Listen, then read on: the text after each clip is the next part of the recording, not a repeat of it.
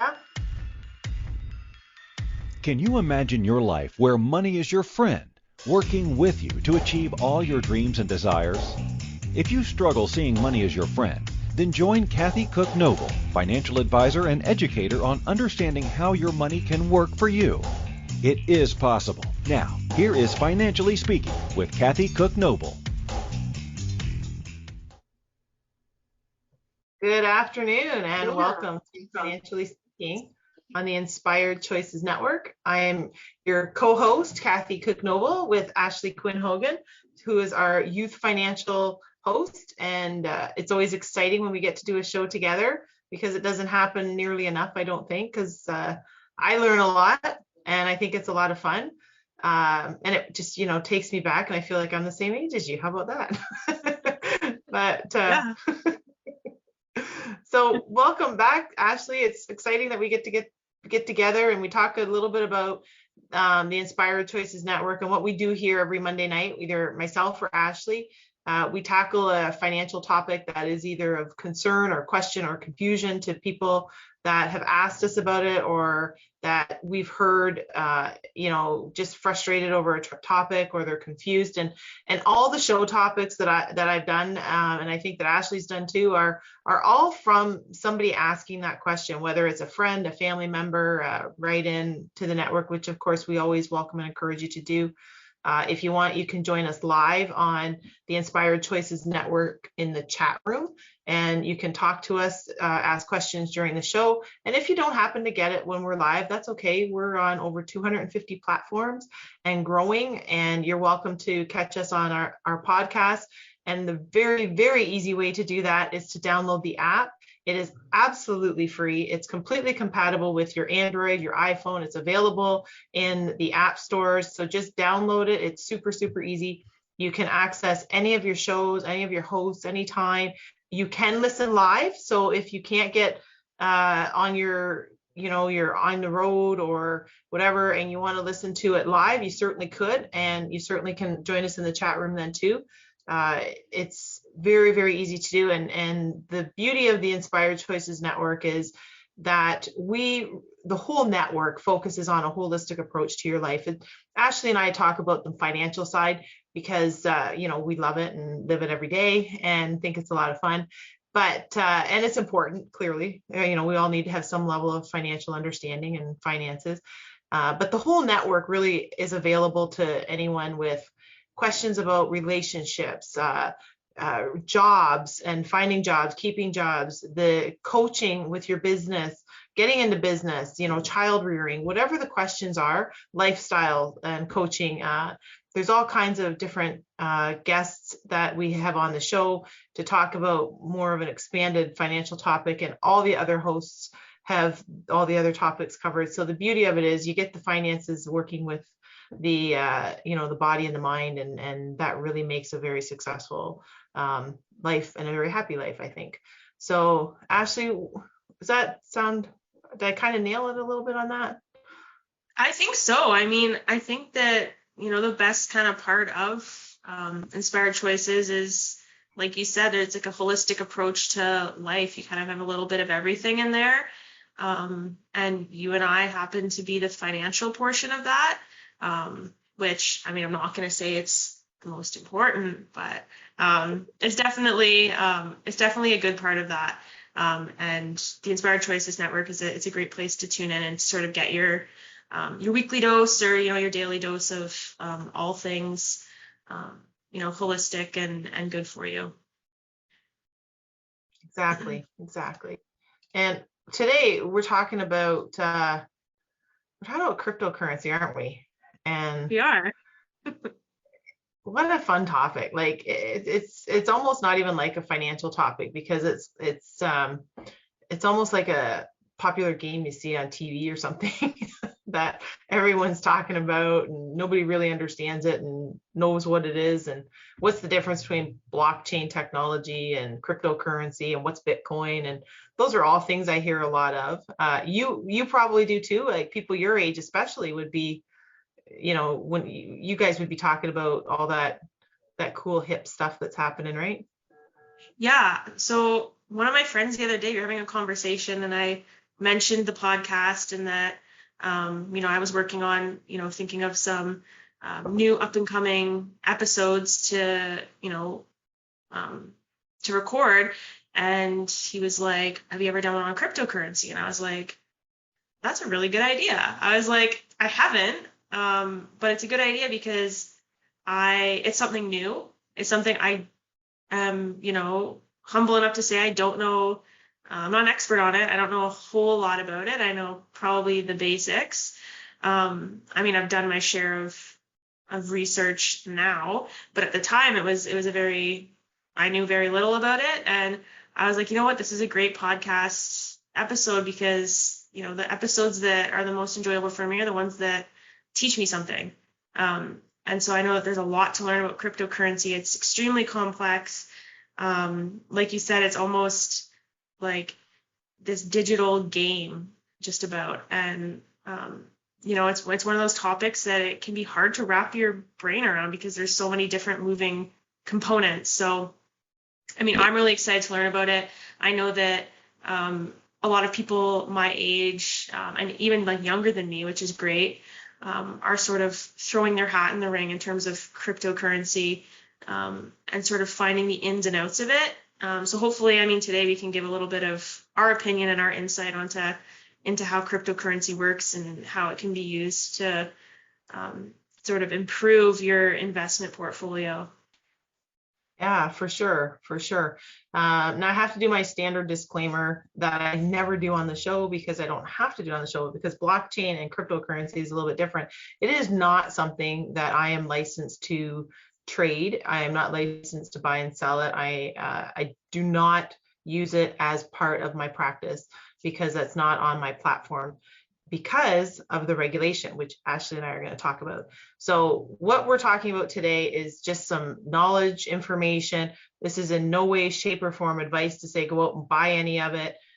This is not to say load up. This is your retirement plan. You did not just dial in and get the golden ticket or the winning lottery. This is not that's not that kind of show. But Ashlee and I are just going to share a little bit and try and, like what we normally do with topics, clear a little bit of the cobwebs out and some of the confusion. And I think maybe the way where we should start, and Ashlee, you tell me, but I was thinking maybe we start just with what is, when they talk about cryptocurrency, what is it? What do people think it is? And what do we know that it actually is? So when you hear people talking about, what do they think it is? For the most part, even I struggled with that at the beginning when I would hear people speak of cryptocurrency. I was like, well, what is the difference between that? Trading cryptocurrency and buying and selling cryptocurrency versus buying, selling, and trading, regular stocks and things like that. And I think it is a common question. I think a lot of people don't know because you can, buy and trade. Like a lot of buying and trading is done electronically now anyway, so there's kind of like a blurred line there. But the difference with cryptocurrency is that it's like a digital form of currency. Like there's no physical, coin or bill or anything like that. It's all digital and it's all, computational, which I think, again, that's a hard thing to wrap your brain around, but it's all, what it boils down to is, computer science and a lot of really smart people, coming up with these different types of currency. I don't know, Kathy, what do you have to offer there? So I think the name itself is a little misleading because crypto is sort of a mystery, and I agree with that. But the currency part of it is, people think it's like an exchange of tender, like what we give value to dollar bills and coins and stuff like that. And it's actually not a currency. And people think that it is because of the name, but currency can only be regulated by the Fed and in the government. They give the blessing of what we're going to use as currency and tender. So we know that the dollar bill in Canada, the United States, the pound, all the different kinds of currencies that are out there, they are accepted as the currency of whatever country it is. So we know that if we go to a store, we give them a dollar bill and they're going to give us a chocolate bar or whatever the case is. But you can't really do that with cryptocurrency.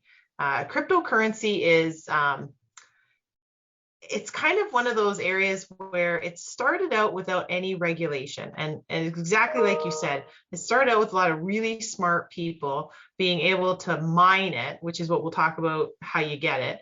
They if you kind of picture an invisible hand reaching inside your hard drive and pulling out the crypto or the Bitcoin part of it, that's kind of what it is. That's the way I kind of picture it. But they mine it out of computers, and it costs. There are some miners, they're called, crypto miners, that it's hundreds of thousands of dollars a month that they pay in utilities.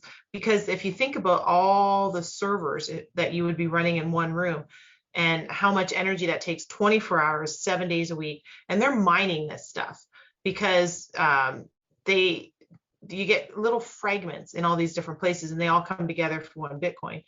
And just for an example, we'll talk about the different kinds, but Bitcoin is one of the kinds, which is probably the most popular, which everybody's heard about. I would say Bitcoin and Ethereum are the two big ones, except, Dogecoin, and that comes down to Elon Musk, which was a lot of fun, but it became legitimate. And this is why it's so entertaining, because you get somebody as powerful and as smart as Elon Musk, and he comes on and he names a coin after his dog, and it becomes a legitimate currency. and I think it's kind of funny. And then this other one, the Dogecoin one, he's like, oh, I think there's value and I'm going to accept it at Tesla. And all of a sudden everybody's like, oh, right on, we're going to buy it. So that's why I think it's kind of funny. It's almost like a game where you're playing some kind of poker game with a guy like Elon Musk, who's like super smart and super wealthy, and he can say stuff like that and people go out and act on it. But the reality of it is it's not currency yet. So it'd be the same as, I guess to me, the equivalent would be if I trade you, you have an extra chair and I have an extra desk, and I trade you the chair for the desk, then that's our currency of trade, but it's not an actual currency, right? Now, the cool thing about it is the technology behind it, which is the blockchain. And that's the part that I think is fascinating, because there is a lot of mainstream businesses and big financial companies that are already using the blockchain technology. So how do we put these together is kind of the way I look at it. And I think, which one, there's so many, there's over about 10,000 different kinds of cryptocurrencies. So I think, good God, like we don't have that many different kinds of dollar bills. So how do you know which one to use, and who's going to use it? It's in Canada. I don't know I don't know, Ashlee, if you would remember, but Canadian Tire money was a thing, and anyone in Canada will know this, right? You'd get this colorful piece of paper and it was Canadian Tire money. It would say 2 cents on it, 5 cents on it, but it wasn't issued by the mint in Canada. So it's not legal tender, and you couldn't use it as legal tender. So in reality, I couldn't take Canadian Tire money to the grocery store and buy milk, but I could take it into the store and use it as a kind of cash to buy, a tire. So that to me is kind of, I laugh when I think about the cryptocurrency, because I'm like, geez, Canadian Tire maybe was on the right track all those years ago. I don't know. They could have been the first currency, non-legal tender. But right now, we're only buying it and selling it or using it to buy stuff because we agree that I'll accept it, even though it's not legal tender. So that's my long-winded answer to say it's not really real money, but I think it might be going that way, depending on who you believe and who you listen to, and if you think that there's a future in a different way of doing business, and I don't mean just business like you go to the store and buy stuff. I mean, you could get hired and say, and there were some professional athletes that did this, and they said, I'll take a part of it in Bitcoin. So I want you to pay me in a little bit of Bitcoin, a little bit of US dollars, which is normally what they get paid in. And you think, geez, if you're starting to see that kind of mainstream activity, then you got to question whether or not this was just if it was just a fad or a fun thing for a bunch of really smart computer science guys. So for me, in the financial industry, I think it's fascinating because, we never get new sectors come on. And in the last couple of years, we've had a real change in a lot of things. Like you had the cannabis industry come on as a legitimate industry and in a legitimate sector now, and there's more and more legalization happening with it. So that's kind of fascinating. And you're like, oh wow, like since when do you get a whole sector come on? That's kind of cool. And now you've got cryptocurrency, and you're like, well, this is a whole new thing. Now we're talking about how we're gonna trade in what kind of currency. Like since when hasn't it just been the dollar in North America? So it's kind of, I think it's fun to read about, and I think it's kind of exciting to see the different professional investors, because you listen to them and some are like, yeah, absolutely, and the others are like, no way in the world. So I'm like, you guys are the smart guys and you don't agree. So yeah, I don't know, but I think we are coming up to our first break. If Ashlee, if you want to take us out to a break, then we can come back. We can start talking about blockchain and how the currency works. Yeah, absolutely. I mean, yeah, Kathy left it at a good point there. Less so cryptocurrency, like she said, it's kind of a misleading name. It's not, shouldn't be necessarily considered a currency as much as it should be considered like an asset, right? So like crypto asset might be a better name for it. I don't know. If we go ahead with that, I'm going to take credit, but yep. I'm going to trademark that right now. But anyway, yeah, we're going to head into a break. When we come back, we'll talk a little bit more about blockchain technology and some of the ins and outs of cryptocurrency, some common ones, Bitcoin, Ethereum. Like Kathy said, there's tens of thousands of different cryptocurrencies out there. So we're not going to cover all of them, but there's a few super popular ones and ones that you would have heard a lot about. But yes, let's head into a break. And then when we come back, we'll discuss all of that stuff. So you're listening to Financially Speaking on the Inspired Choices Network. I'm Ashlee. I'm here with Kathy today, and we've been discussing cryptocurrency. We'll be right back in a few minutes.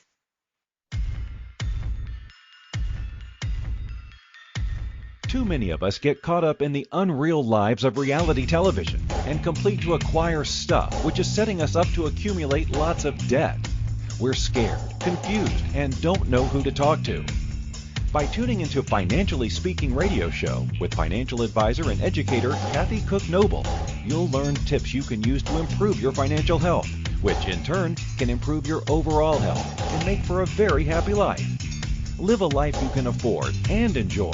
It is possible. Listen for Financially Speaking radio show every Monday at 4 p.m. Eastern Standard Time, 3 p.m. Central, 2 p.m. Mountain, and 1 p.m. Pacific on InspiredChoicesNetwork.com.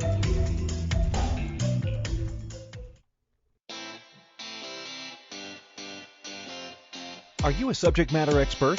Are you here to share your expertise with an audience waiting to hear from you in only the way you can deliver? Are you ready to have your voice amplified across the airwaves? Inspired Choices Network has a global radio platform streaming to millions of people across the world. Professionally produced and supported by an accomplished team every step of the way, you can broadcast from anywhere in the world, knowing your voice matters, and we ensure it is delivered with ease and efficiency. Eager to hear your message, the world awaits. Contact us today to become an Inspired Choices Network radio host. Email becomeahost@inspiredchoicesnetwork.com. This is the Financially Speaking Show with financial advisor and educator Kathy Cook-Noble. To participate in the program, join our live studio audience in our chat room at inspiredchoicesnetwork.com. You can also make the choice to ask or comment by email by sending to Kathy@bookkeepplus.ca. Now back to the program. Alrighty, welcome back, everyone. I'm Ashlee. I'm joined here with Kathy today, and we've been discussing cryptocurrency. Before we headed into the break, we were talking a little bit about why cryptocurrency is sort of a misleading name. And we started to, talk a little bit about some common types of cryptocurrency, and a little bit about blockchain technology, which I think we're going to get into in a little more detail now. In terms of blockchain technology, Kathy said she was super fascinated by it, and I think it's fascinating as well. I'm also very confused by it, because I think it is one of those things that It kind of is difficult to wrap your head around. It takes a lot of energy and a lot of focus to really get a handle on it. And I know for myself, it took a while. It took a lot of reading to sort of figure out, what the heck is blockchain technology? And with that, I mean, Kathy, start us off with what this crazy concept is. So I totally agree. And I have to tell you, you first, like a few years back, when we first started hearing about Bitcoin and blockchain, I thought it was the same thing. And then you get looking into it and you're like, oh, wait, no, blockchain is not the actual cryptocurrency, it's Bitcoin. So this is how I picture it. Cryptocurrency is the category of all the different types of cryptocurrency there are. So there's those, like I think I said, there's over 2,000 of them. There's blockchain, or there's Bitcoin, there's Ethereum, there's Litecoin, there's Dogecoin, there's all kinds of them. And the blockchain is kind of how I picture the conveyor of moving it along. So blockchain technology is the system of recording the data and the information. And the way I kind of had it explained to me, and the way I picture it is, how you get fragments on your hard drive, and you've got little pieces over in each of the different spots on your computer, and then you defrag your hard drive and it cleans up all these little pieces hanging around. So the blockchain technology to me is, instead of it being a fragment of information, different pieces. So like in the cyber world, we have our birth date over here, our social insurance or social security number over here, our address over there, whether you have a dog or a cat over here, what city you live in, and then you clean all that up into one spot and you're like, okay, I have it all together. That's kind of how it happens now. The blockchain is a system that tightens it up. So instead of somebody being able to breach your information or crack into your computer, like break into it and say, hack it, I can see her social insurance, or I can see her birth date or her address or whatever. And that's how they can start to put that stuff together. Blockchain's meant to be more secure. So it's the system of information, where I kind of picture it like this. We've got my name, my birth date, my phone number, my address, all linked together. That's the way I picture it in my mind on how it looks. So it's all linked together in a more secure path. So all my information is safer together. That kind of is the image I use when I think about it. So blockchain is your platform to move the information. And you want to have it so that it's safe and secure and it's hard to hack. And that was the intention of it, that it was much better than the digital systems that we have, because they wanted to make it so you couldn't hack it. Now, that's a great thing, because we don't want our stuff hacked.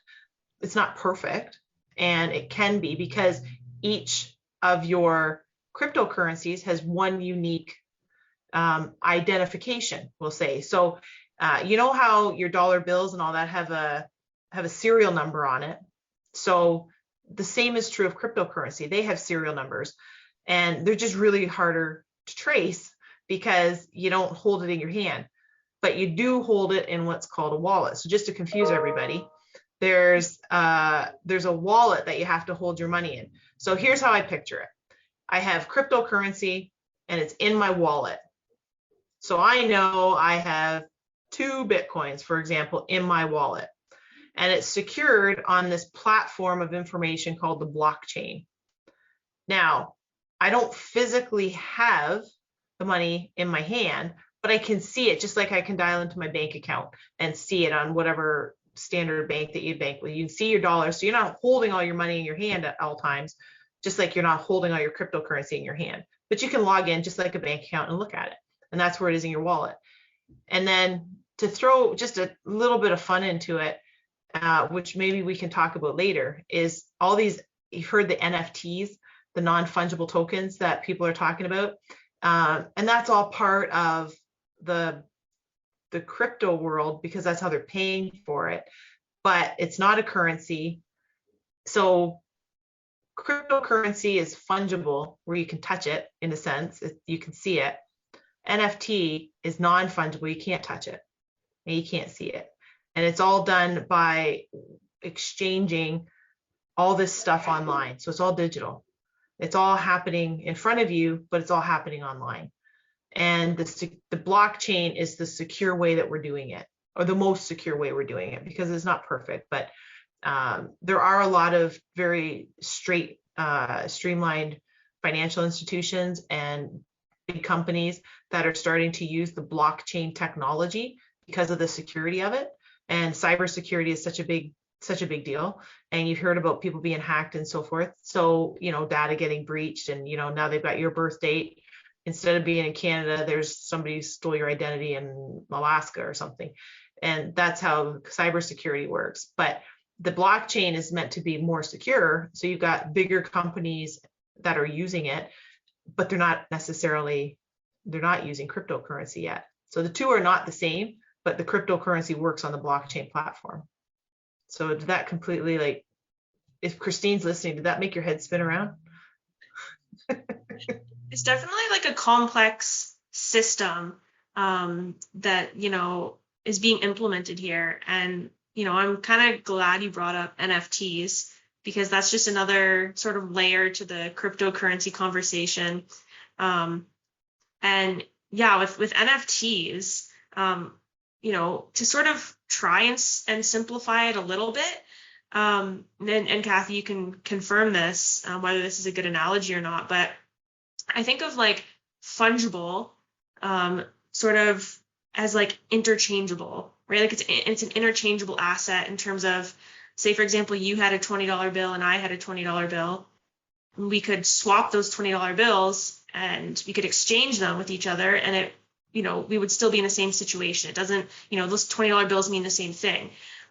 Whereas with a non-fungible asset, say, for example, you had a dog and I had a dog, and they could be the exact same breed, but if we swap them, it's not necessarily the same thing. Those dogs are unique in their own existence, right? So that's also where it gets more complex, because you do have cryptocurrencies that are fungible, so that they are sort of like that $20 bill that can be interchanged, without problem. But then you also have these non-fungible tokens that are sort of inherently different in their own existence. So I think that, that as well adds another layer of sort of the big mind F to the whole thing, right? That's right. That's exactly right. Yeah, that's exactly right. So the NFT is in my mind, it's just a digital trading card. So way back when you used to have and I'm going to use a very Canadian example. If you had the Wayne Gretzky rookie card from your set of hockey cards that you used to collect, and my brother collected all of them, then that was it. It's worth a lot of money if you have the Wayne Gretzky original rookie card and it's in your hand and it's in mint condition. It's worth a lot. You could retire on that puppy. It's worth a lot. So the NFT is kind of like that, except it's one of a kind. So there might be 4 rookie cards. I really don't know how many Wayne Gretzky rookie cards there are, but let's say there's 4 and you and I each have one. Mine could be I carried it around in my wallet. I got him to autograph it when I met him. It's not in the best of shape. But yours, you put under glass and it doesn't even have a rounded corner. It's perfect. Yours is worth more than mine. That's in what we know is the real world. In the NFT world, it is one digital asset that they're calling it, and it's unique. So the very first, there can only be one first tweet on Twitter, and the very first tweet was by Jack Dorsey, the guy who founded it. So there can only ever be one of those, and that NFT sold for millions of dollars because you can only have one ever in the world. And now, to me, it's just bragging rights to say I had, and it's not that you and I couldn't read the first tweet from Jack Dorsey, because we have, but if I own the NFT, I'm the only one that has the original and sole footprint of that digital piece of art, I guess it would be called. So that's so you're right, it's 100% unique in that sense, and they all have that unique digital footprint. So on personal opinion side, I wouldn't know the difference of it if you showed it to me or not. I would know the difference between your Wayne Gretzky rookie card and my Wayne Gretzky rookie card. But if you showed me your NFT from the first tweet, would I really appreciate it for the millions of dollars you paid for it? Maybe not right now. But that's just me. Yeah, no, definitely. And it's one of those things too, where, certain really advanced traders with crypto, that means a lot to them. And, in terms of sort of more hobbyists, I'll call it, right? It doesn't really mean a whole heck of a lot, but, I guess the important thing is that there is a difference there in terms of, it's just another layer, right? Like and it's just another sort of point to reinforce this idea that, cryptocurrency really isn't a currency because, with the currency we have right now, like I said, if I had a $5 bill and Kathy had a $5 bill and we swapped them, we'd be no worse for the wear, so long as one wasn't counterfeit. But we each have a $5 bill and we swap them and we can do that no problem. And we each have $5 to our name. Whereas with cryptocurrency, that's not always the case. It's this added element of sort of this added dimension of sophistication that, it takes a while to wrap your head around, but I think it allows for, it's why it's so appealing, right? It allows for sort of this sophistication and next level to the practice of trading and buying and swapping and selling and all of that. Yeah. And I think it gives you because an NFT is unique and it's secured by the blockchain, and you can't change the ownership of it. So if you own that first tweet, for example, I can't change that. And you know how you used to get those, or you still do, those certificates of authenticity when you buy a signed jersey or a signed hockey stick or whatever, baseball, whatever, you get the certificate. This is like having that certificate, but you can't forge it and nobody can change it. So I couldn't forge Wayne Gretzky's signature and then say, you know what I mean?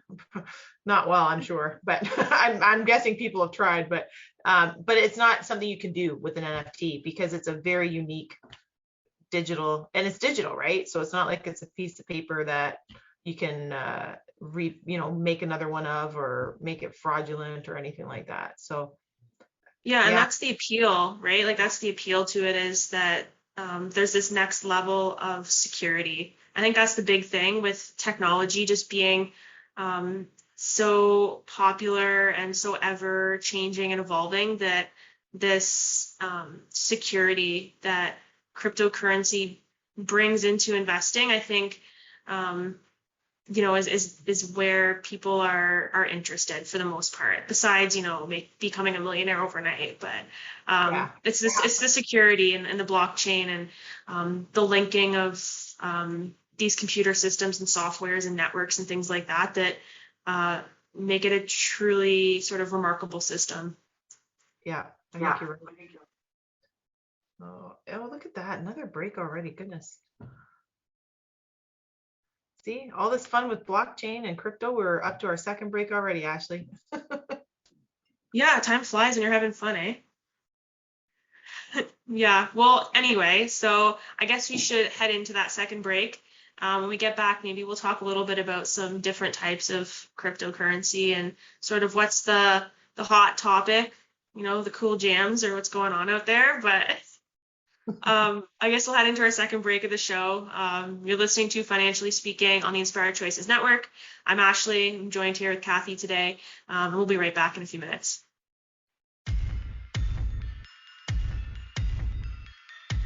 Too many of us get caught up in the unreal lives of reality television and complete to acquire stuff, which is setting us up to accumulate lots of debt.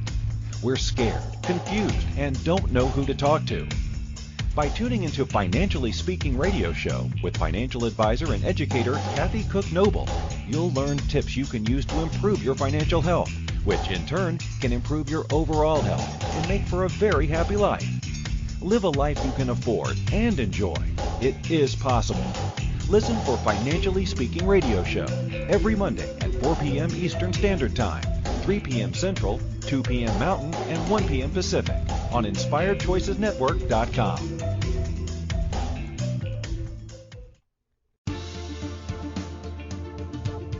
Money is complicated, right? Actually, no, it's not. You don't have to be a trader on Wall Street to get a handle on your money. TV shows often instill fear to keep you believing you can't understand it or do anything yourself. If dealing with your finances brings up a lot of other F words, then you need to read All Ladies Should Use the F Word, A Guide to Loving Your Finances by Kathy Cook-Noble.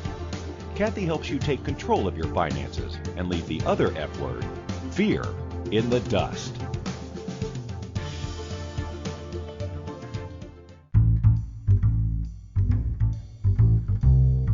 How wonderful would it be to carry your favorite Inspired Choices Network host with you throughout your day? Well, now you can. Inspired Choices Network now has its very own mobile app. Our free app offers live streaming shows, along with thousands of podcasts and TV episodes. Our shows cover a wide variety of topics. Whether you're waking up with us, carrying us through the day, and taking us to bed with you, we're always here for you to enjoy. We're easy to find. Just search for Inspired Choices Network in the Apple App Store or Google Play Store. This is the Financially Speaking Show with financial advisor and educator Kathy Cook-Noble. To participate in the program, join our live studio audience in our chat room at InspiredChoicesNetwork.com. You can also make the choice to ask or comment by email by sending to Kathy@bookkeepplus.ca. Now back to the program. Alrighty, welcome back, everyone. Thanks for joining us. I'm Ashlee. I'm here with Kathy today. We've been talking a little bit about cryptocurrency, sort of the hot new commodity out there.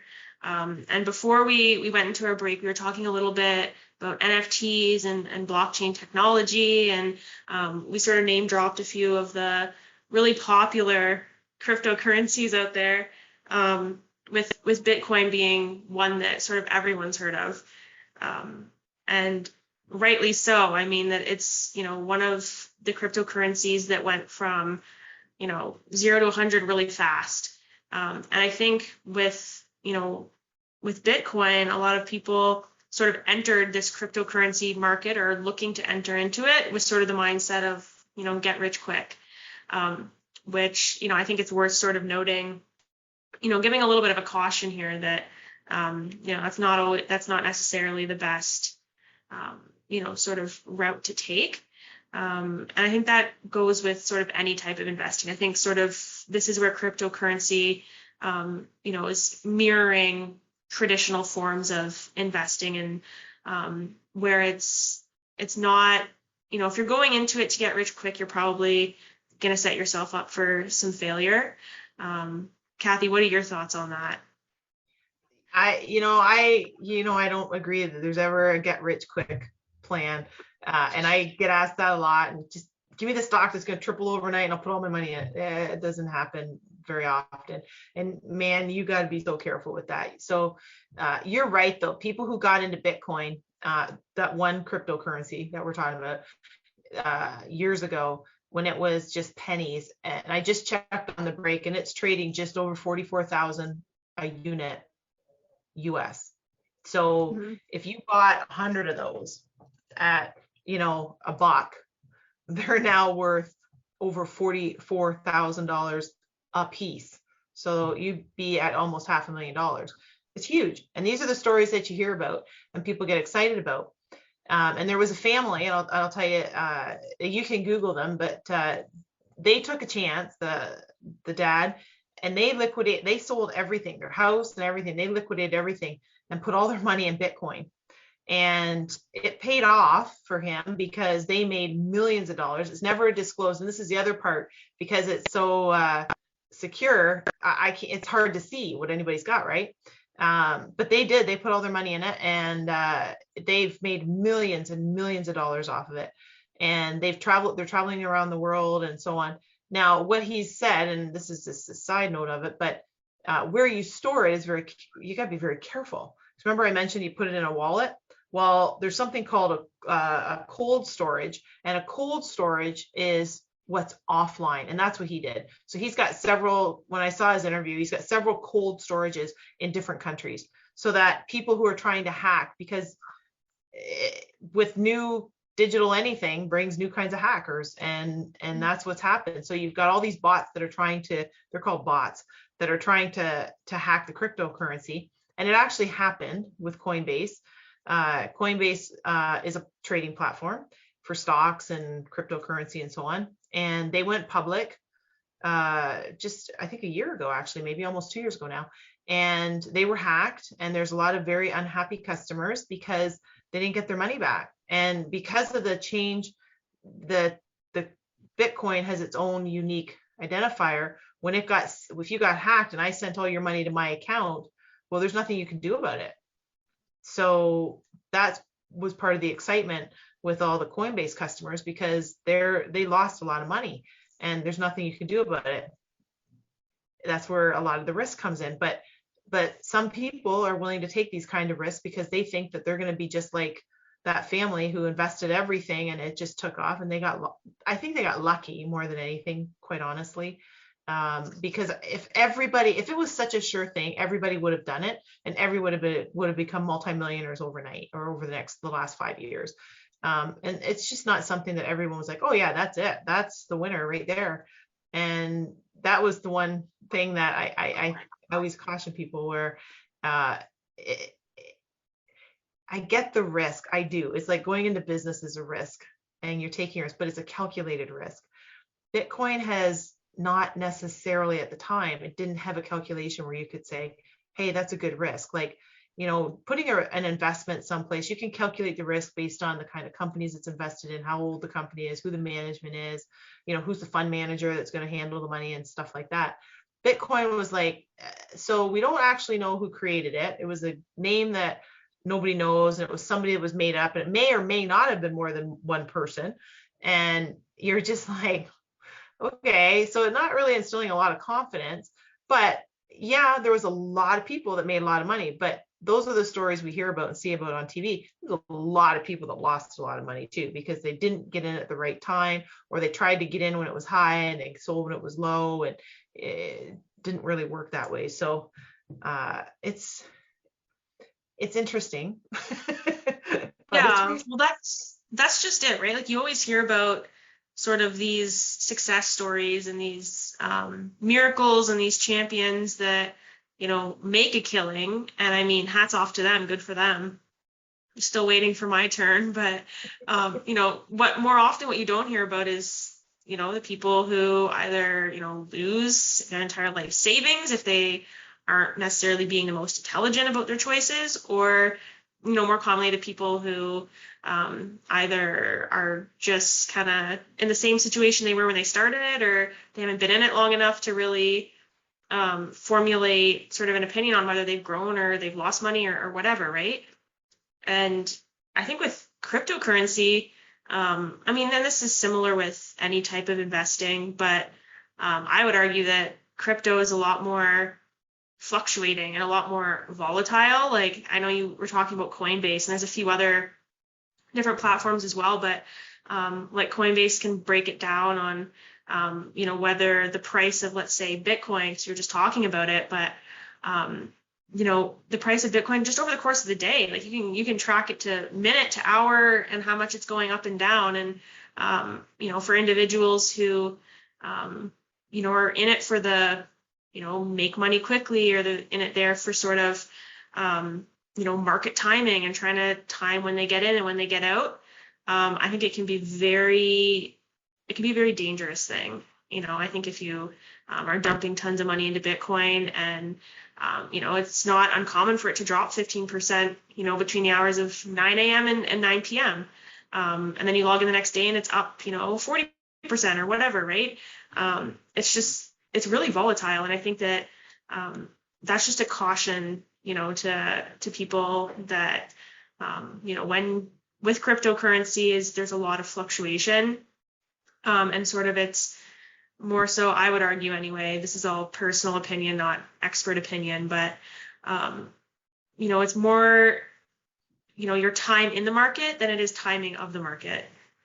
So, the longer you're in the market, I think the more successful you're going to be than trying to calculate when's the exact right time to get in and get out. I don't think that's the right sort of, path to take. Choose to disagree. But I think it's like with anything, the longer you're in the market for, if you buy Bitcoin, don't expect to become rich tomorrow morning.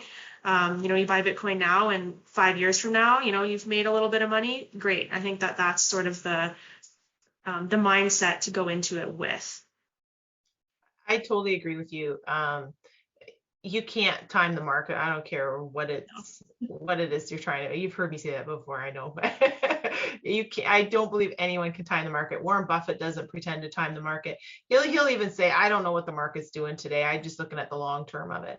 So you can't time the market, and you're exactly right. And that's I'm just going to go on a little bit off on a tangent. That's where I think people get really caught up with the investing, is the emotion takes over. And while Bitcoin, because it moves so much, it's exciting, and people get very emotional about it. And the truth is, investing isn't about emotion. That's where people really lose their shirt, is because they get so emotional. They see the market dropping and they get emotional, and they're like, oh my gosh, I got to get my money out. And oh, I see it going up, I should be in. And that's the exact opposite philosophy of what you should be doing. You should be buying low and selling high, not the other way around. It's the same with Bitcoin. Everybody gets all excited, and they're like, oh my gosh, what are they going to do? They're going to regulate it, and I should buy more because now it's going to be more mainstream, or it's gone up, or it's gone down. I should get, I need to get out. And they get all excited. And that's where the emotion, I think, really is the important part of investing, no matter whether it's Bitcoin or whether it's a different crypto, or whether it's NFT. Yeah. But I don't know about those, but the traditional investments, that's where emotion really becomes an important characteristic to not rule your decisions. Because when emotion doesn't rule your decisions, that's when you can do really well. Yeah, right. It's like with anything, when emotions are high, logic's low. So when you're sitting there all day and you're on Coinbase, just, looking at your money going up and down and up and down and up and down, and you're just looking at the hour, you're forgetting to click on, the year or the all time to see that it's progressively going in the right direction, or it's progressively going in the wrong one, whatever the case is. But you're just seeing that over the hour, it's, it's down 22%. And then you pull all your money out and plug it into something else, and then that one goes down. So you pull it out again, you put it back into Bitcoin or whatever. First of all, hats off to you for having that kind of time. I don't know where you find it, but no, I think that it's one of those cases where, you shouldn't be putting money into, Bitcoin or crypto that you don't expect to lose, right? I'm not saying that it's a losing system. I'm just saying that if you don't have money to be losing, probably shouldn't be shoving it all into Bitcoin. I think it's worth experimenting with for those that are interested in it, and seeing sort of where it can take you. And if you're interested, just seeing on how it fluctuates over time. And I know I was really interested in seeing sort of, okay, what's the big deal with all of this cryptocurrency and this Bitcoin, talk, because I wasn't really into it. And so I got on Coinbase, I threw in whatever it was, $50 or whatever, and said, let's see what happens to it. And you just watch it over time. Just, I don't really touch it. I just log on and you just see, oh, okay, it dropped 10%. Great. Next day you go in and it's up 50 and you're like, sweet. But over time, right, that balances out. And it was just more of an interesting thing to sort of see, because I'm interested in how things work, and to see, how this system, specifically Bitcoin, sort of fluctuates over time. And that's sort of where I got the idea. I was like, wow, this fluctuates a lot more than I was expecting.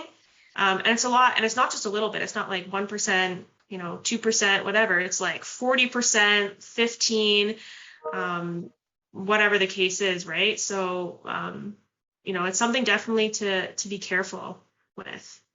I agree completely. I'm going to give you a little bit of Bitcoin trivia that I think you might like, because you're exactly the right age where you'll know this. So October 2021 was the launch of the very first Bitcoin ETF, which is an exchange traded fund. That brought it a little bit into the streamlined world of finance, okay? And do you know who it was that brought that in? I'll give you the name. It's the Winklevoss Brothers. And Okay, I wouldn't.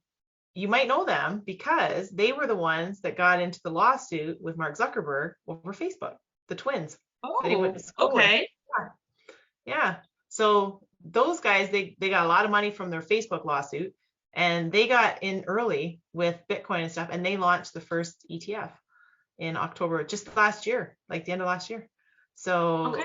Yeah, I so didn't know there that. is, that's kind of cool, eh? So you can see where, like you and I are talking about where it came about and how, and it's very risky, but it's just, and I mean just recently, within the last few months, started to sneak into the mainstream financial world by having, and there's a couple more ETFs that have come on since then. So I think there's like 3 in total that you can exchange on the actual New York Stock Exchange. So that's Wow. kind of, yeah, it's kind of cool. Do I Yeah. do I know much about them, and am I an expert on them? No. For sure.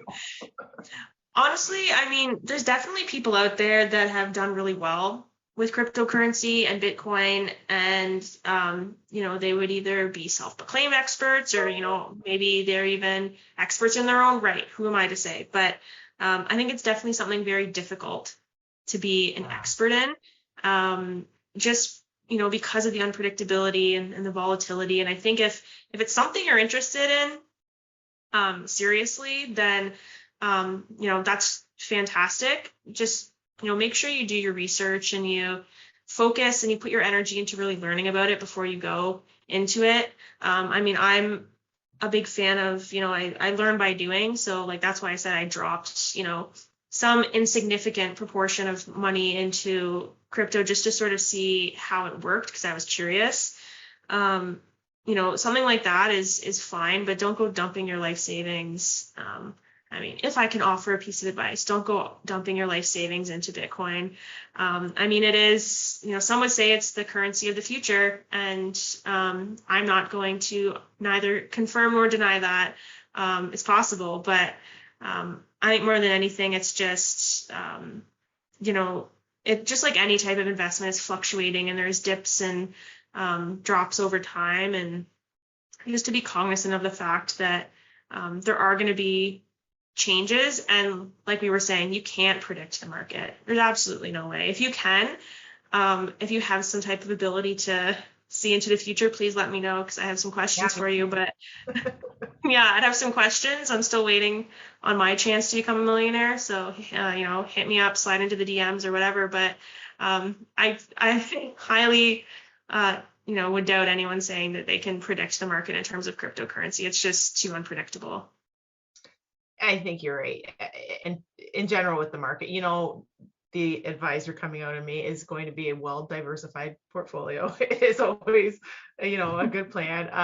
It's catered to the person. Because here's the other thing: is Bitcoin good for everything? An 85-year-old, 90-year-old person, should they be putting their life savings into it? No, probably not. But they shouldn't be putting their life savings into one anything. So I feel like it's the same. It can be part of a portfolio in a really well thought out and calculated way. It shouldn't be just some random thrown in there because you don't have the risk tolerance for it. And if you're going to be up all night worrying and stressing about it, like you said really well, you're willing to, for research purposes, you throw some little bit of money into it to see what happens. You're not losing sleep over it. It's not an amount of money that you're thinking, oh my gosh, if it does poorly, I'm going to lose my car, my house, whatever, my kids' education. It's not meant for that. But I think no investment should be meant for that. You should be able to invest well, whether it's a Bitcoin or whatever a traditional investment is, and be able to sleep at night without waking up in a cold sweat thinking, did that just tank and I lost all my money? So I think you're 100% on, just doing good planning. So yeah, and I think that's a good note to sort of leave off on, is with crypto is the same with any type of investment, is don't go dumping everything into one type of investment. Portfolio diversity is your best friend in that scenario. So much fun doing that show with you, Ashlee. Thank you for choosing to listen to Financially Speaking Radio Show. Kathy Cook-Noble will return next Monday at 4 p.m. Eastern Standard Time, 3 p.m. Central, 2 p.m. Mountain, and 1 p.m. Pacific on InspiredChoicesNetwork.com. We hope you'll join us. Until then, have the best week of your life by making the choices that bring you all that you desire.